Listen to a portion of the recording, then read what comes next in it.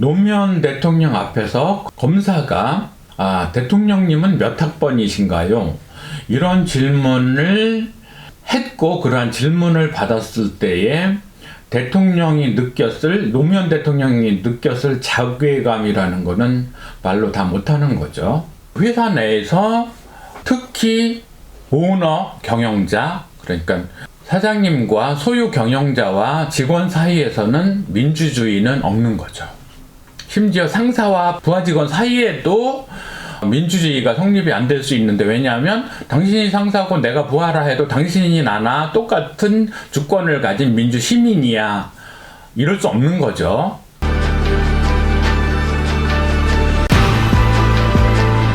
반갑습니다. 책부자 지혜서원에 들러주신 것에 대하여 감사의 말씀을 드립니다.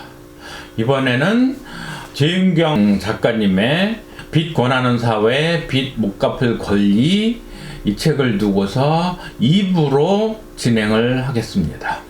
2부에서 드릴 말씀도 나름 성공적인 삶을 위해서 중요한 주제라고 할 수 있겠는데요. 2부는 학자금 대출 관련된 말씀을 드리겠습니다. 요즘도 많은 대학생들이 이제 학자금 대출을 받아서 납입금, 등록금을 내고서 대학을 다닐 텐데요. 그나마 대출을 받을 수 있으면 다행이라는 생각을 합니다. 학점 제한이라거나 여러 가지 조건이 있는지는 모르겠는데, 만약에 젊은 분들, 특히 고등학생들 중에서 가정 형편이 어려워서 대학 진학을 포기하는 분들이 계시다면 저는 모든 수단을 동원해서 학자금 대출을 받고 꼭 대학에는 가시도록 말씀을 드리겠습니다. 이생망이라는 얘기가 있죠. 이생망. 이번 생은 망했다라고 자조적인 상황을 얘기할 때 이제 그런 말을 하는데요. 대학을 안 들어가시면 이생망이 됩니다. 그 이유에 대해서 제가 차근차근 설명을 드려보겠습니다. 대학을 꼭 들어가야 하는 이유를 몸으로 보여주신 분은 노무현 전 대통령이셨습니다. 기억하지 못하시는 분도 있고 그 이야기에 대해서 알지 못하시는 젊은 분들도 꽤 있으실 텐데요. 왜냐하면 노무현 대통령이 돌아가신 지가 몇 년인가요? 하여튼 노무현 대통령께서 대통령 재임 시절에 검사들과 대화의 시간을 마련한 적이 있었습니다. 물론 당연히 기싸움이 대단했겠죠. 치열했겠죠. 현재도 윤석열 검찰총장과 문재인 대통령 사이에 기싸움이 엄청나죠. 그러한 검찰 조직 내에 엘리트 의식을 가진 검사들께서 대통령과의 면담 시간에 이런 얘기를 했었죠. 대통령께서는 몇 학번이십니까? 학번이라는 두 글자, 이 단어는 굉장히 특별한 단어입니다. 통상 대학을 들어가게 되면 그 학년도, 진학 학년도에 따라서 학번을 부여하게 됩니다. 보통 그래서 81년도에 대학을 들어갔으면 81학번, 2000년에 대학을 들어갔으면 00학번 이런 식이죠. 그러니까 대학생이 된 사람들만의 특별한 신분 표식이 학번입니다. 조선시대에 양반, 상놈 이런 게 있었다면 현대사회에는 학번이라는 학벌을 나타내는 거죠. 고졸이냐 고졸이 아니냐를 가르는 두 단어, 그러한 서열, 신분의 이름이 학번입니다. 그걸 현대에서는 학번이라고 합니다. 조선시대에는 반상이라는 게 있었죠. 양반의 반과 상놈의 상, 반상의 구별, 양반과 상놈의 구별. 조선시대에 반상제도가 있었다면 현재의 대한민국에는 학번이라는 학벌 그런 게 있는 거죠. 사회적인 신분의 차이가 있는 거죠. 헌법에서는 사회적으로 신분을 인정하지 않죠. 귀족이라거나 신분제도를 인정하지 않지만 현대에는 대한민국에서 신분은 딱 두 가지가 있습니다. 첫째는 세 가지라고 할 수도 있겠네요. 현재 첫 번째 신분은 대학을 나왔냐 안 나왔냐는 신분제도가 있습니다. 거기에서 노무현 대통령이 뚜껑이 열린다는 상황인 거죠. 당하는 사람만이 느낄 수 있는 사회적인 멸시, 공공연히 하는 거죠. 학번이 몇 학번이세요? 그 얘기는 대학은 나오셨나요? 라는 뜻이지만 그보단 더 모멸감을 주는 거죠. 당하는 사람에게는.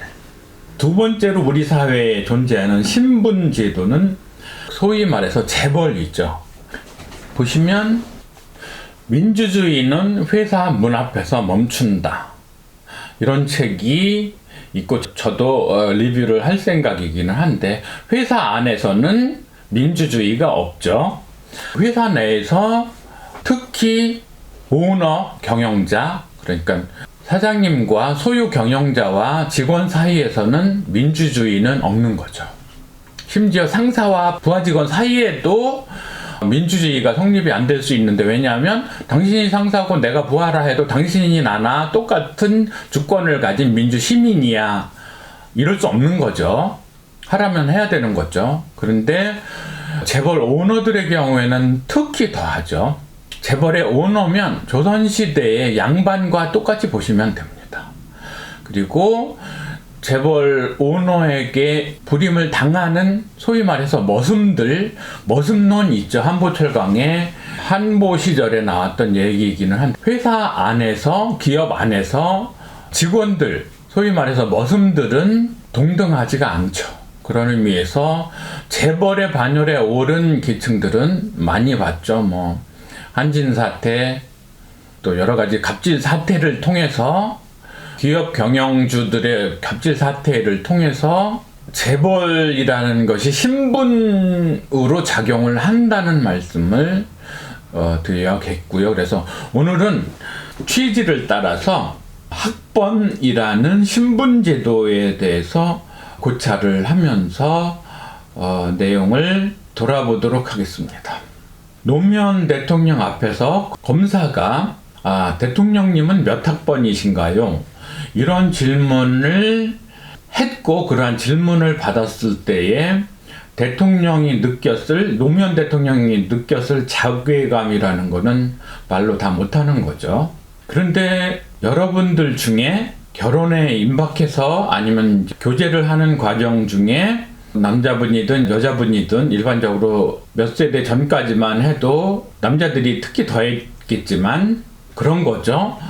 여성들의 집에, 시댁이 될 집에 아니면 그 처가가 될 집에 인사를 갔을 때 학교는 어디까지 나왔나 이런 얘기를 하시죠. 또 교제를 하면서 그 여성은 대학을 나왔는데 남성이 안 나왔을 경우에 결코 간단치 않은 심리적인 압박감을 느낄 수가 있죠. 이러한 부분들이 말하자면 현대 사회에서의 신분적인 특수성이 되는 거죠.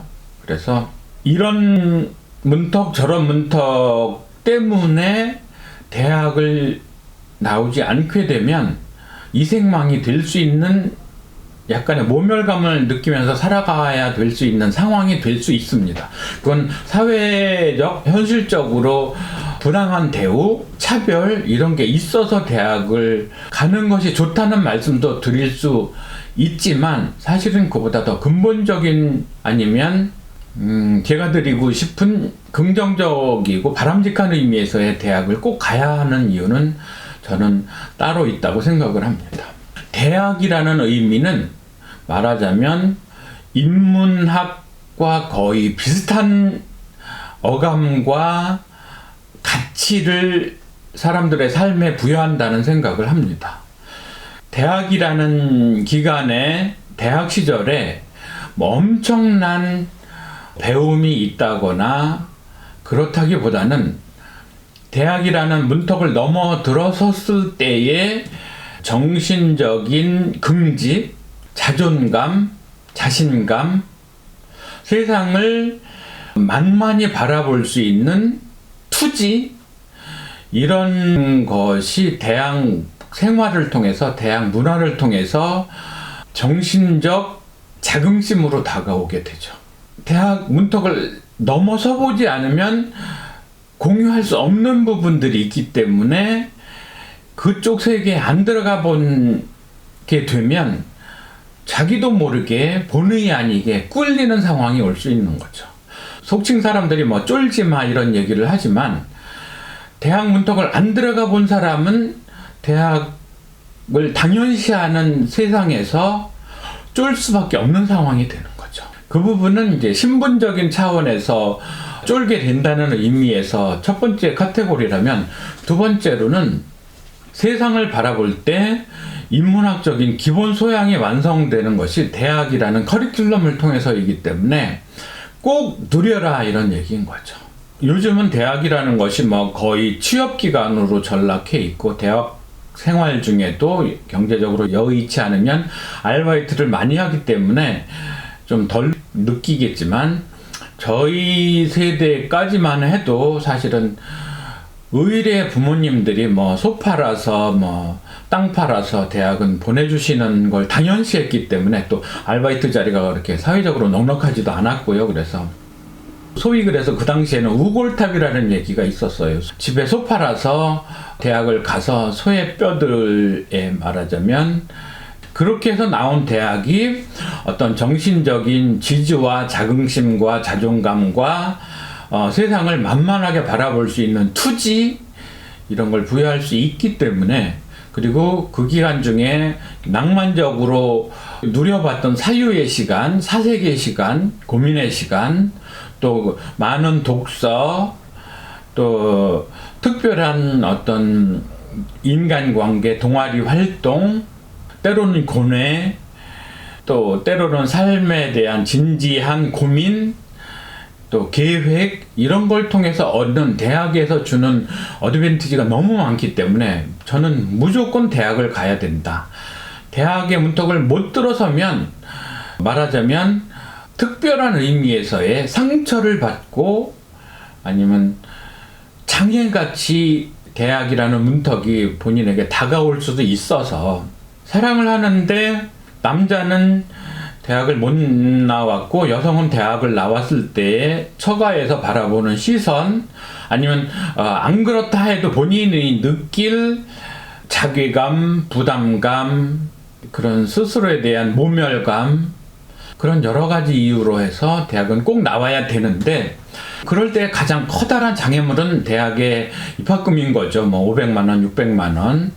그런 의미에서는 사실은 국립대학도 많이 추천할 만하고요. 더군다나 요즘은 이제 인구 감소로 인해서 경쟁률도 심한 편은 아니고, 지방대라거나 어디든 아무리 지방대든 간에 무조건 대학은 꼭 가야 된다는 것은 제가 이 채널을 운영하면서 구독자 여러분께, 특히 젊은 학생, 고등학생 여러분들께 드릴 수 있는 최고의 선물이자 말하자면 혜택이라고도 할 수 있을 정도로 특별한 의미로 전달을 드리고 싶은 내용이고요. 그래서 이 부분 역시 여러분들께서 납득하거나 공감을 못한다거나 아니면 좀 더 깊은 지혜나 어드바이스가 필요하다 하시면 역시 대화의 시간을 가질 수 있습니다.